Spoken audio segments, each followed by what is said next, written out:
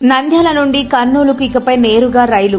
నంద్యాల నుండి కర్నూలు వెళ్లడానికి డోన్ మీదుగా కర్నూలు పోవాల్సిన పరిస్థితి రైలు ప్రయాణికులకు మొత్తం 3 గంటల సమయం పట్టేది. దూపాడు నుంచి నన్నూరు, ఓర్వకల్లు, సోమయాజులపల్లె, హుస్సేనాపురం, కాల్వబుగ్గ మీదుగా సీమెన్ నగర్ వరకు కొత్త రైల్వే లైన్ నిర్మించనున్నారు. 47 కిలోమీటర్ల పొడవున నిర్మించే ఈ మార్గంలో ఎక్కడా వంతెనలు లేకుండా ప్రణాళిక రూపొందించారు.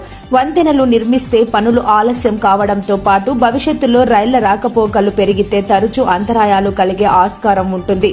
దీన్ని దృష్టిలో ఉంచుకుని నూతన రైలు మార్గాన్ని వంతెనల అవసరం లేకుండా నిర్మించనున్నారు. ఇందుకు సంబంధించిన సర్వే పనులను గతేడాది డిసెంబర్లోనే ప్రారంభించిన ఆర్వీ అసోసియేట్ సంస్థ ఇటీవలే పూర్తి చేసి నివేదిక పంపింది. కేంద్ర బడ్జెట్లో కేంద్రం ఆమోదం తెలిపింది. ఇక నుంచి గంటలో రైలు ప్రయాణికులు కర్నూలుకు చేరుకోవచ్చు. కర్నూలు నుండి విజయవాడకు రైలు నడిచే అవకాశం కూడా ఉంది. కొత్త రైల్వే లైన్ పనులు పూర్తి అవ్వగానే సికింద్రాబాద్ నుండి కర్నూలుకు నడుస్తున్న తుంగభద్ర